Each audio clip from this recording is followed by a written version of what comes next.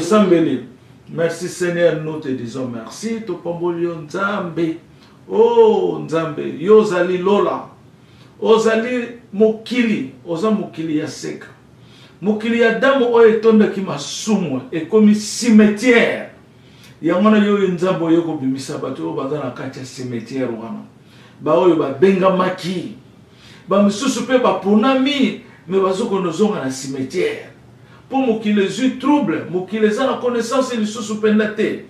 Et comme une connaissance il y a matériel, connaissance il y a makambunyo so bango baso moneza bien pour na bango. Contrôle les ailes sous-souté. Ndeyo nzambo zala ko solo na tango kala na mokili. Batu nyonso baso le pas yoloba. Baso ko luka 12 10 personnes té. Baso ko luka 100 personnes té. Baso ko luka kaka mutu moko oya za direction na yo.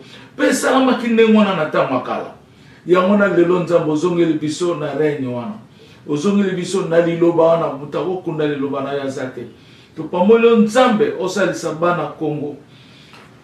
Osalisa bana Afrika Gloria, osalisa bana ya mokili na bamindele, osalisa na zi, osalisa na bisikeza na ba trouble, ba tremblement de terre. Notre Père berger, par ton affection que nous avons mérité cette vie. Parce que vous nous avez sélectés dans ton corps, afin que nous soyons des humains. Et surtout que nous sommes des Israélites, Congolais aussi, au nom de Jésus Seigneur. À cause de ta manifestation, à cause de ton amour, à cause de ton alliance, Papa Jésus. Oh notre Dieu, que ton nom demeure notre pardon. Que ton nom demeure notre victoire. Demeure notre réussite, notre succès, notre sanctification. Au nom de Jésus. Nous aimerions que vous soyez avec nous, que vous nous guidez. Au nom de Jésus. Na kombo na Yesu tolobi amen.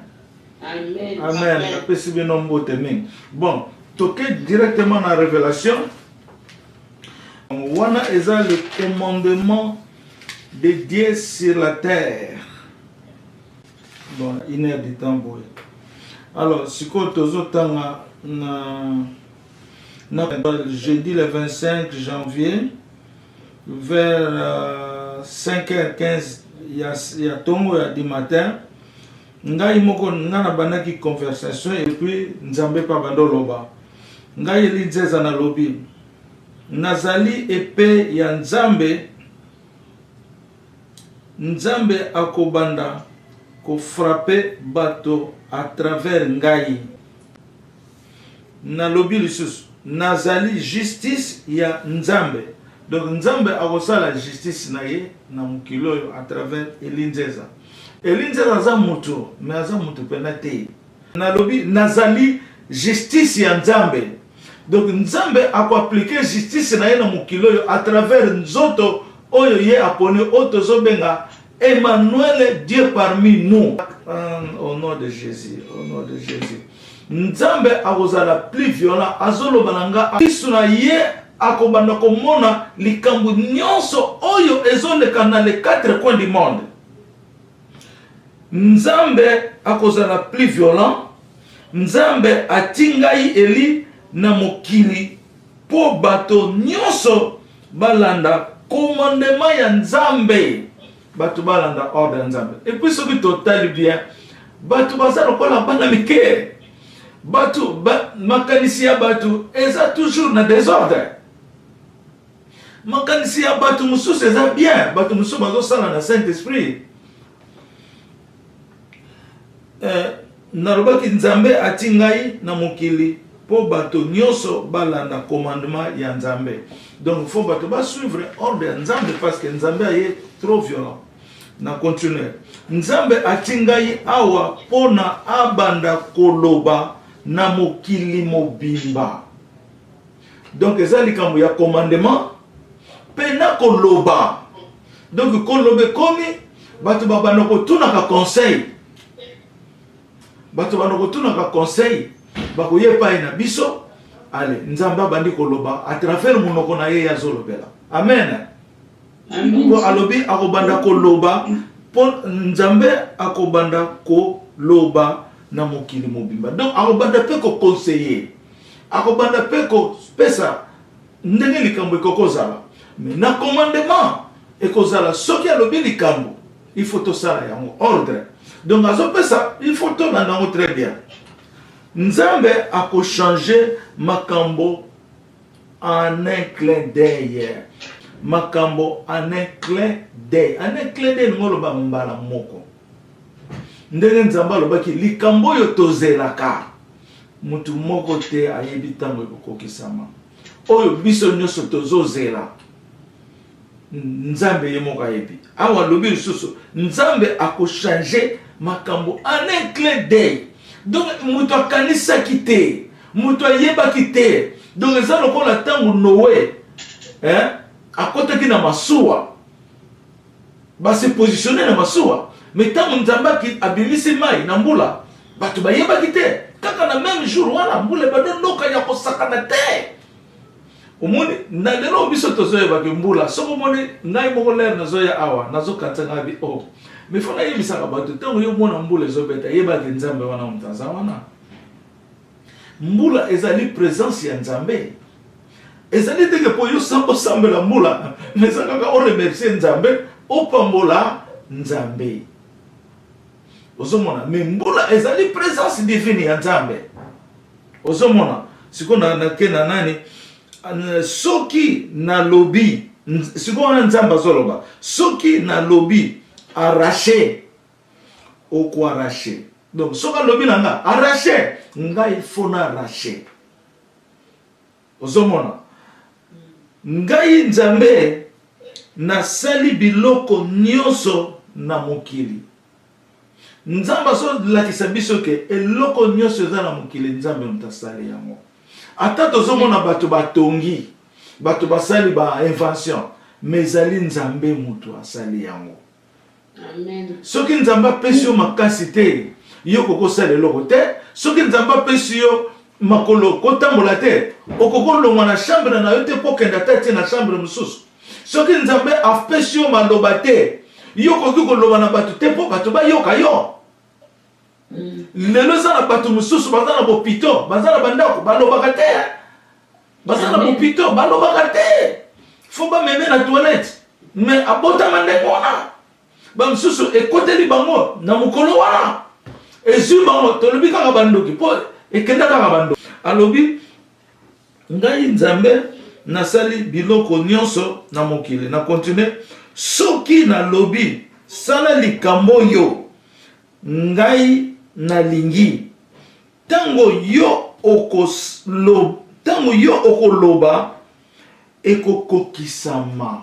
Oyoki siko tokomi na phase mosusu. Soki na lobi wana Nzambe lobi soki ngai Nzambe na lobi sala soki sala likambo oyo ngai nalingi, oyo Nzambe alingi, tango yo okoloba ekokokisama.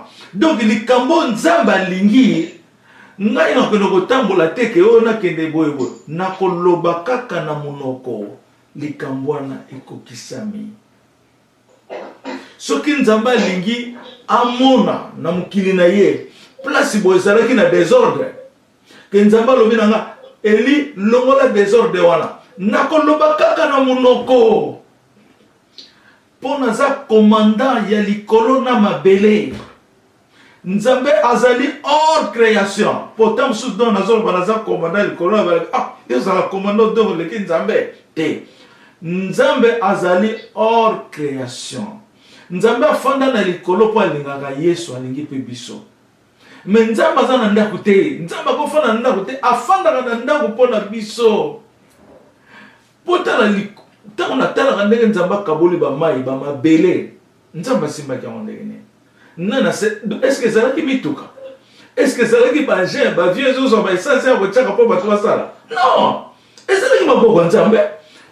Tango nazovisite loboko ya Nzambe, loboko moko kaka, loboko wana eleki mokili bobimba na monene au nom de Jésus. Loboko nazo tambola, loboko neza na bakantie, neza na bapays, loboko ya Nzambe.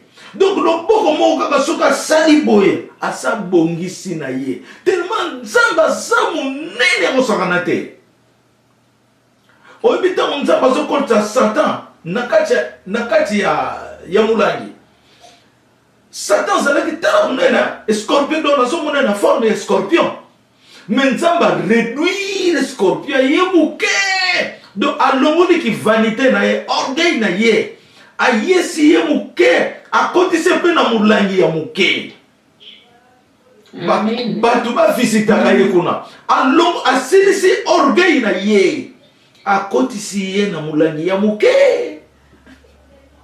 Ozomona. Donc soki nzamba lobi likambo ya ligi, alobi kaka l'essentiel ngana loba eko kokisama. Armée céleste, puissance divine, eza déjà. Nzambe sa bengi ba légende.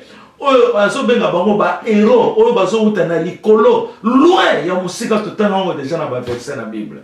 Alors, toleki wana nzambe ke nzambe enseigner nga pona liloba na ngina comprendre liloba na yoka yo na yebango susu makasi na mona ki na tango nazo méditer nazo sambela ne mwana na moni nazo lipa ya kitoko ezaki munene mais lipa on nazo kaona forme ya gu o eleki ba gu ya mapa nyonso na mukilolo. Jésus pe lelo alobile nga susu likamba lipa wana sikoyo na tango nazo lipa na yoki nzambe alobi na ngai Jésus Christ est notre pain. Yangona na lobaki Yesu azali pa na biso. Yesu azali ya biso ndenge totangaki ba verset ya Bible na Matthieu 15 oyo alobaki ce pain est venu pour la maison de l'Israël. Lipa oyo yaki pona ndako ya Israël. Wana foto yo kango bien po mapamboli na biso eza na lipa wana. Nalingi te to rater lipa wana au nom de Jésus. Nalingi to rater yango te, s'il vous plaît. Eza Matthieu 15 verset 22 à 28. Ozomona bon tokoko tanga yango po tomona bolingo nzambe foto tanga la verset Bible. Au nom de Jésus. Il ne lui répondit pas un mot. Et ses disciples s'approchèrent et lui dirent avec insistance, renvoie-la, car elle crie derrière nous. Il répondit, je n'ai été envoyé qu'aux brebis perdues de la maison d'Israël. Mais elle vint se prosterner devant lui, disant, Seigneur, secours-moi. Il répondit, il n'est pas bien de prendre les pains des enfants et de les jeter aux petits chiens. Et ça m'a l'amour pas. Oh, ils allaient réserver pour la maison d'Israël. Bana Israël, n'a que nous bois kayango na bamboa ya mike. Ça c'était un insulte.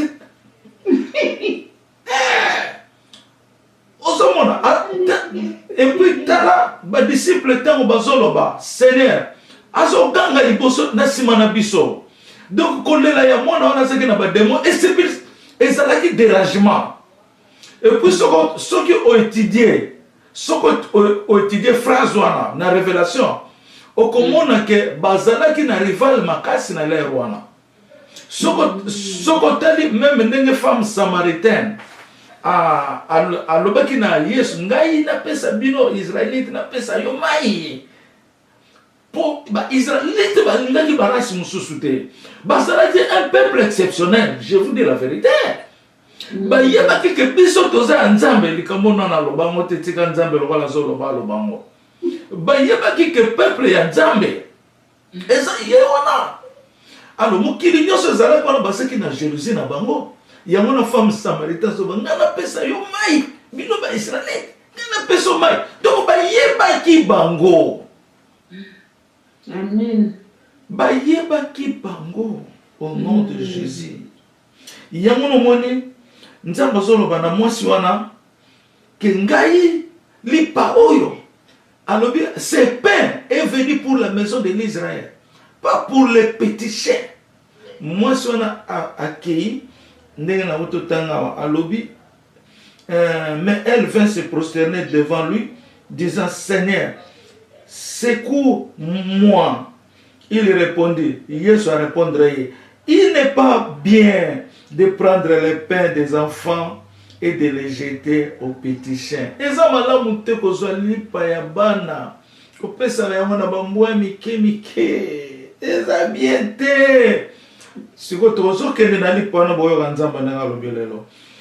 Mwasi wana répondre, oui Seigneur, dit-elle, mais les petits chiens mangent les miettes qui tombent de la table de leur maître. Ah, moi ça t'a l'air.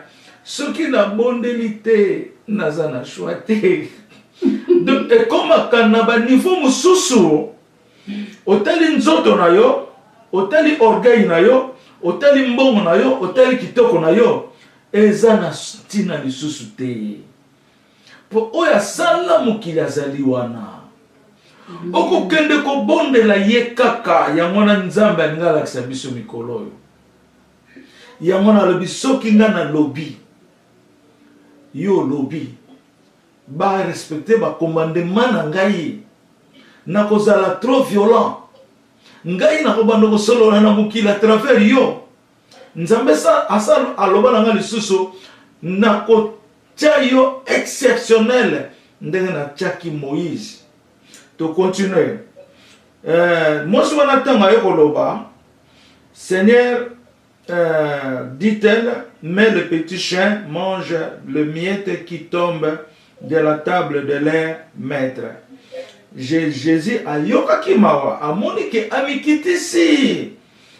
Alobi. Alors Jésus lui dit, femme, ta foi est grande, qu'il te soit fait comme tu veux. Et à l'air même, sa fille fut guérie.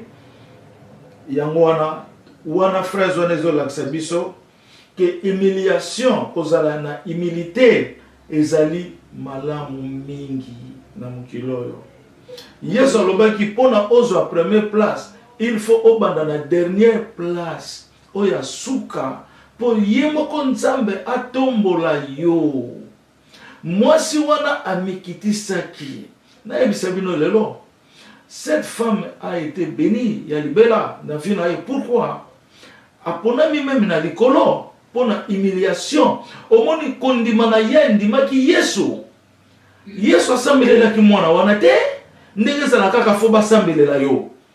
Yesu asambelela ki mwana wana te, foi ya mama wana ebikisaki ye. Kondima na ye. Oyebi sokozo ndima likambo. Eza bonzambe na kati na yo. Eza bonzambe na kati na yo. Mais sokozo bunda pona kondima te, ozo nga o combattre bato. Oza détruit déjà. Oza détruit. Ozo mona. Alors sikoyo, toke sikoyo na verset mususu ya Bible. Ça peut bien le voir Nzambe à me le buisson on a expliqué, qu'on partageait. Jésus leur dit, en vérité, je vous le dis, Moïse ne vous a pas donné le pain du ciel, mais mon Père vous donne le vrai pain du ciel. Alors, en vérité, Moïse a pesaki bino lipa oyo utaki na likolote. Mais utaki na papa na ngai. Oyo a pesaki le vrai pain ya likolo. Car le pain de Dieu, c'est celui qui descend du ciel et qui donne la vie au monde. Lipa ya Nzambe ezali oyo awuti na likolo. Et celui qui vient de Oyawuti na likolo et qui donne la vie au monde. Lipa ya Nzambe ezali Oyawuti na likolo yende azo pesa vie na mukili. Waneza lipa ya likolo. Donc lipa ezali Yesu Christo Masia. Si on continue, il lui dit, Seigneur, donne-nous toujours ces pains. Alors, Seigneur, pesa toujours lipa oyo. Jésus leur dit, je suis le pain de vie, celui qui vient à moi n'aura jamais faim, et celui qui croit à moi n'aura jamais soif. Yesu alobi. Yesu alobi. Nazali lipa ya vie ya bomoi. Motoyo aye pa ina ngai akoyoka posa akozala na nzala te. Et puis akozala jamais na posa ya komela. Motoyo akoya na Yesu akozala na nzala te, akozala kape na posa ya komela te. Ozomona. Mais sikoyo otali tangu Yesu azoloba ngo okomona ke bazo tala eka abo bazo comprendre te. Mais azoloba révélation o eza munene. Bozomona kaka mutu boye azoloba. Bozomona impression moko te. Mais tala likolo, tala mabele yozali, tala yo moko eza Yesu wana. Bongo ndenge nino ndima ya za vite. Parce que c'est lui la vie. Parce que Dieu a créé ce monde à cause de Jésus. Ozomona. Sikoyo nde que l'Éternel alobi susu na 36 alobi. Mais je vous le dis, vous m'avez vu et vous ne croyez point. Yaona na uto lo bape sikoyo. Bo moningai me bondimi na binote. Ayeba kimitema na bango. Ya nde yaona na uto lo bake. O tali boye. Oyoki makambaso lo ba. Au moins na mweza impossible. Mais na nzambe c'est impossible te. Pona ondima yango tala likolo, tala mabele, omitali yo moko pe. Tala ta mama na yo, ata papa na yo, ata mwana na yo, nde place oyeba ke ya zali vie. Vie pona nini? Parce que soki yo za vie, eza pona ye. Ozomona. Siko nda yo koloba, mais je vous le dis, vous m'avez vu et vous ne croyez pas, et vous ne croyez point. Tout ce que le Père me donne viendront à moi, et je ne mettrai pas dehors celui qui vient à moi. Oyo nyoso nzambe azopesa ngai eza koya na ngai. Et puis nakobimisa moko te oyo se na zui epai na ngai. Ozomona. Donc likamba lipa wana eza sérieux.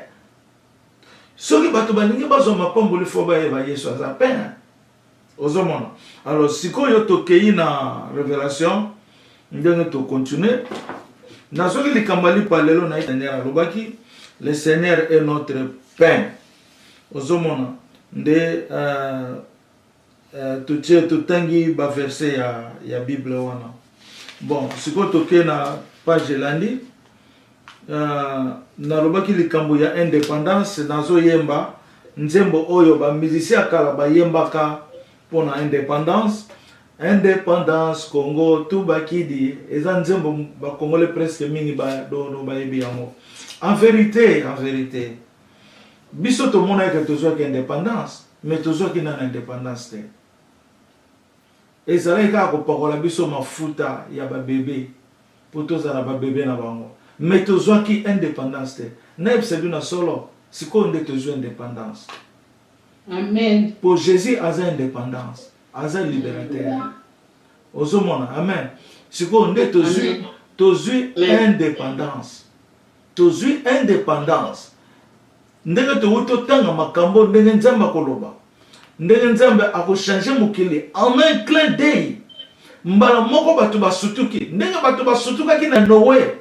Ndenge pe batu bakosutuka. Na l'air wana to sali transmission ya sika en action, en vérité et en esprit.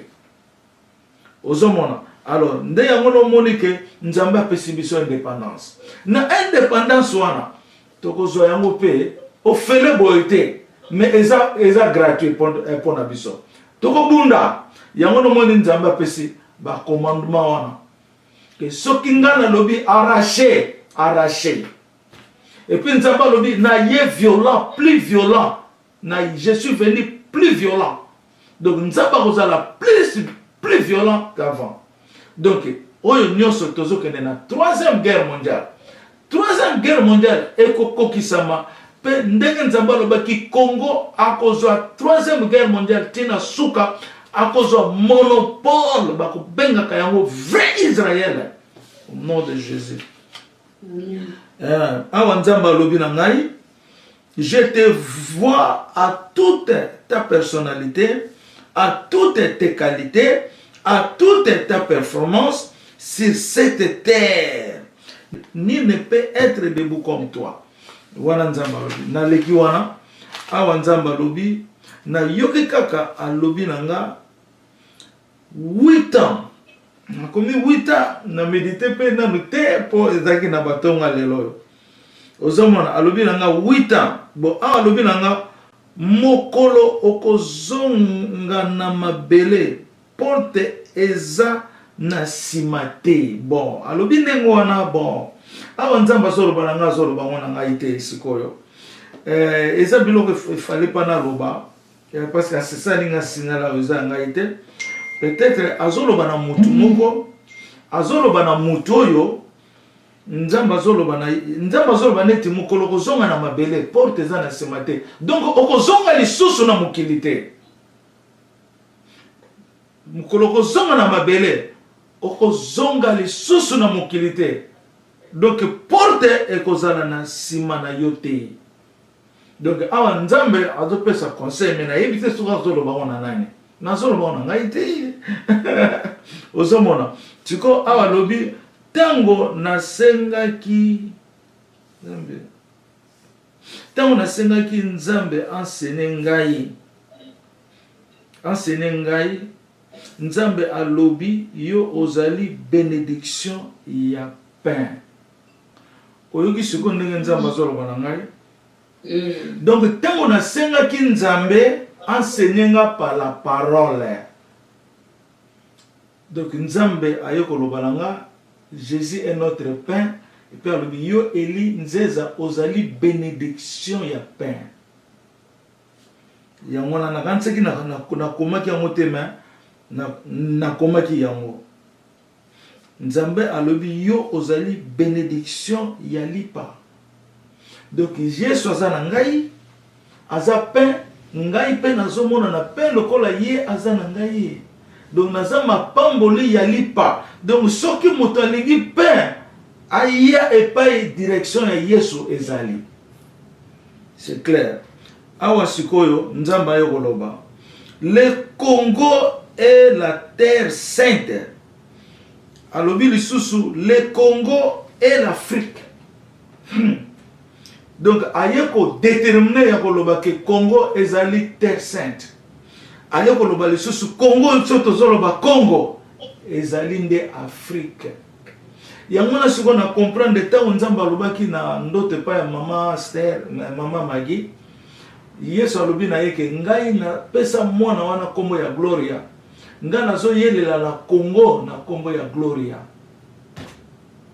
Yango na yebisaka bino que Congo wana ndeza Afrique. Parce que si on a 25 millions de kilomètres carrés, c'est déjà tout en Afrique. Le long nzamba alobi yango. Alobi Congo wana eza nango yango moko Afrique. Donc RDC otozomona RDC etikali capitale ya Afrique. Amen. RDC est capitale ya Afrique. Et c'est un commandement qui va il y a pour expliquer le sous bien. Namona qui passe dans le benaï. Il y a pour expliquer ce bien. Tant on a qui carte Afrique. Mutu ya Jésus et zingi carte Afrique mobimba. Mais na carte Afrique wana munoko ya RDC na côté ya RDC donc na munoko ya Jésus ndezalaki RDC. Otali front na ye otali ba matoyi kuneza osala mouvement te. Mais kaka na munoko nde azalaki koloba. Azakoloba makambo zoloba na zoka te. Na mutu mobimba mouvement ebandaki kosala mawapi na munoko ya Jésus koloba. Mais na zalaki ko comprendre que koloba eza pas un commandement ezoluta. Eza parole, eza puissance. Pour liloba ndezo sala mokili nyonso yo. Mais de l'heure n'a su vision à l'objet que le Congo et l'Afrique. Donc Gloria, Bon, faut te comprendre le temps azolo Afrique et ça pour batu mieux surtout que bazoye ba que glory c'est Afrique. Donc azo peut sa référence comme référence kaka. Ozomona nde yangona sikoyo na comprendre que Afrique donc ndenge mutu ya Yesu fandi Afrique mobimba munoka Yesu zoloba donc Afrique ndeza Congo. Amen. Ozomona alors donc eza eloko moko likambo moko ya munene trop pour to silisa na révélation yo tokene na makamsusu afana lala na bana sala méditation parce que na ina tinda vidéo oyo makambo to tangi na makamsusu c'est to lobby mais na senga ki na nzambe apesa nga titre parce que na mibundisi trop na makanisi ndo na soso titre te siko na bité tika na méditer nzamba pesa biso titre ya video wana sikona batongo nde nzamba pesa na titre alobi Congo eponamaki aye koloba lisusu elinzeza et la maison de Dieu. Alléluia. Donc titre nango yango Congo eponamaki elinzeza la maison de Dieu. Pour ça que vous le titre osomona mais c'est la super graphique ya bien pour animer la vidéo wana likambo fo bisoto za na moto ebake Saint-Esprit nde azali temple ya Jésus to bosa na mote tango yoza na Saint-Esprit ozape na Yesu akoyepa na yo parce que ozana molimo santo. So ozana molimo santo te nzamba akoyepa na yo te. Akoyate. Yamona photo ndima liloba Yesu atikela ki biso ke na pesi bino esprit du ya père a consoler bino ezali avantager yazala na bino. Biso photo ya molimo santo. Ngai mukolonga na lobaki Jésus Christ na lingo ya kufanda na motema nanga na yokaki motema na ngepeti ku mais na yoki pasite na yoki pena netelo ko koyi wana na motema nanga ku mais na yoki pasite donc na yebaki que Jésus azo vivre na kati na ngai par la puissance du Saint-Esprit. Sikoyo Saint-Esprit ndenge to solo la gilobi molimo santo azali puissance ya Nzambe, aza vérité ya Nzambe, azali fidèle ya Nzambe. Jésus-Christ azali Nzambe. Po aza na kati ya Nzambe. Sikoyo fobiso to banga Nzambe, to yokela Nzambe, to zala ya Nzambe. Po molimo santo pe etondisa biso. Pour Yesu asala msala na ena kati na biso. Foto za la pena sanctifier. Biloko eza lokola bakanda na lobakala nyonso. Soko moni caractère ezo simbate senga Nzambe fukama. Okoki ko silika mutu eza vraiment facile te mutaza na kanda te. Mutu nyonso ko silika eza facile. Mais kolinga te ki kanda emeta Nzamba likambo Nzambe asa lobi na ngo des fois Nzamba lobi mutu osilika te mutu mususu akozwa décision aso solo na kanda mazani na kanda te Nzamba lobi kosilika te ndenga na lobi ato silika lobi te kosilika te pourtant yo siliki au père de makambo bele tango yo siliki conscience na yekiza susu wana te demo akoki kokota pona maske yo ozomona tango yo siliki okomi vide na lero wana bakokota yo na ténébrité ozomona donc il faut kozala toujours na happiness na esengo na bolingo ya Nzambe zala gentil o des fois nazo sabino likamaka Nzamba lobi kosilika te aboyi azoyoka ndenge nazolo boya ngopenza kosilika te ozomona donc photos za biloko wana pe koyokaka soko zoyoka te za mabe eza défaut eza maladie soki mutu azoyoka te azola te 30 no lero ezocha yo yoka te po yokaka te Tant makamune goye bien mapamboli no eza wana lokolo nga koyoka te okomona pe mapamboli te pozo yoka te misu na yo pe ekokangama okomona pe loko te lobi nasilisaki te ntango nazoyebisa bino ndenge yesu ayaki na chambre ya mwana awa ndenge nakitaki na se na place ya ayaki na croix ntango abeti porte nga nalobi entre ole naloba seki me nga nalobi kaka entre nayekoloko na regrete pourquoi nalobi entre nayebi ata mutu te natuni ata kombo te nalobi kaka entre na seconde kaka na baseconde ye deja sakotaki aza na croix vis-à-vis boye mais ntango namonaki nazosambela na médite nalobi seigneur ntango natomboli maboko na nga namoni maboko na nga nyonso eza na makila mpo makila esopandaki place nyonso ye atelamaki wana nga mpe nasimbi wana namoni mpe maboko na nga mpe eza na makila tina elongi na ngai me nga nabi nzambe nalingi olakisa nga eza yo jésus christ yango na nga nalingaka fo toyeba nzambe toyeba ye ezalaka bien koluka elongi ya nzambe kotuna bakestion ndenge namona bobengaka biso kotuna bakestion ezalaka bien ntango nabi nzambe nalingi nayeba mpendake ezali yo nani ezolobo omimonisinga makambo minene boye alobi jésus est attentif à toi nde namoni ke ezalaki yesu nde azoloba na nga eza jésus nalobi nakolala awa place mutu na nga nakobima wa ti ntango namoni yo ke nga mpe na elongo wana ke natiaki mutu na nga nazwaki pongi na tapi na ndenge nazwaki pongi na miyebelaki te ntango nasutuki boye naza na pongi ozomona mais ezalaki physique spirituel boye na kati ya révélation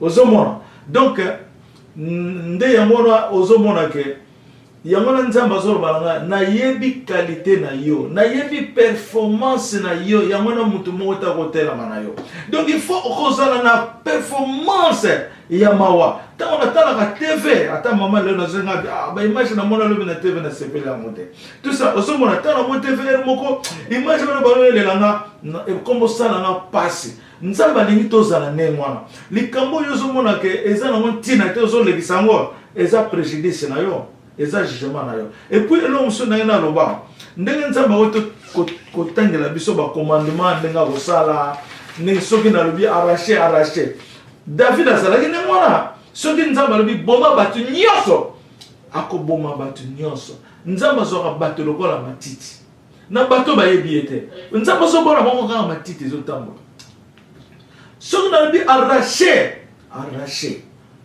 ozomona donc il faut te faire attention bamosusu bakokota na kati ya piège wana ya kanda nzambe ndeza biloko oyo fo bavideo oyo bato balanda ngo bato babika bato base prépare mpo aye nde kotonga ndako ya david avec ses ruine eza salite akolongola salite ozomona donc se nayebisi bino ndako tofandaki na papa wana me ndako yango ntango natali libanda ya fenêtre namoni eza bamatiti na matiti donc jésus aye kolongola bamatiti wana mais akolongola ngo avec violence oyo bazotia bamatiti wana baza na problème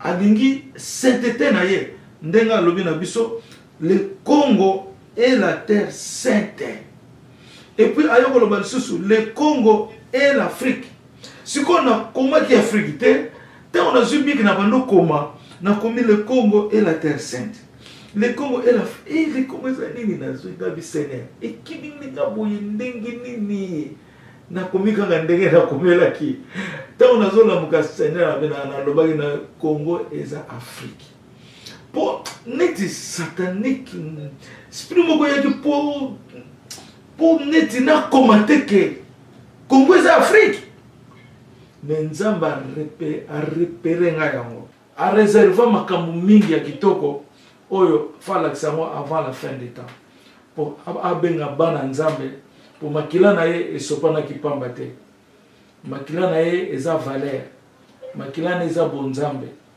eza pardon na kati au nom de Jésus na kombo na Yesu topemeli wana lelo amen amen amen